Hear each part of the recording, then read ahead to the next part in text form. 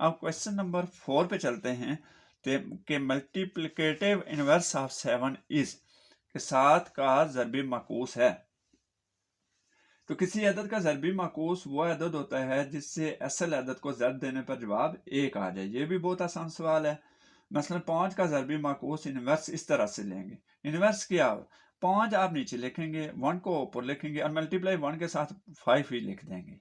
अगर 7 है, मिसाल के तौर पर आपके सवाल में मौजूद है कि 7 का ज़रबी माकूस क्या है, तो क्या करेंगे, 1/7 मल्टीप्लाई 7 को 7 के साथ काट देंगे तो आपका जवाब क्या आ जाएगा, 1 आ जाएगा। तो ये आपका सवाल इस तरह से हल होगा। तो इसका ऑप्शन कौन सा दुरुस्त है, ऑप्शन सी।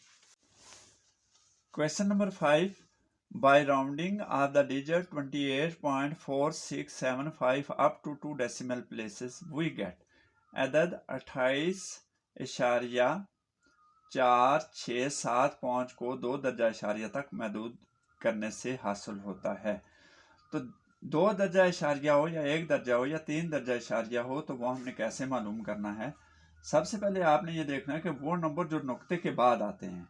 मसलन हमारे पास जो सवाल है 28.4675, नुक्ते के बाद 4 नंबर डेसिमल प्लेसेस वाले हैं, 4 नंबर हैं, ठीक है, 4675। इन नंबरों में आप देखें कि नुक्ते पॉइंट के बाद 46 है, ये 2 डेसिमल नंबर हो गए हैं क्योंकि हमने 2 ही मालूम करने हैं। लेकिन इसका तरीकाकार क्या होगा, अब आपने 46 के बाद 7 को देखना है। 46 के बाद जो अदद होगा आपने उसको नजर में रखना है कि वो क्या है। अगर वो अदद 5 या 5 से बड़ा हो तो आपने क्या करना है, पिछली रकम पिछले अदद में, यानी यहाँ पे 6 है तो आपने क्या कर देना है, 7 कर देना है।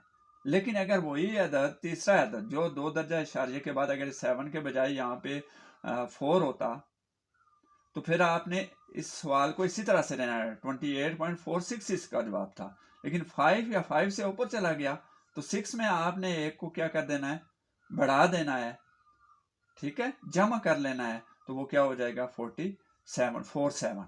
ठीक हो गया। तो उम्मीद है कि ये सवाल भी आप समझ गए होंगे।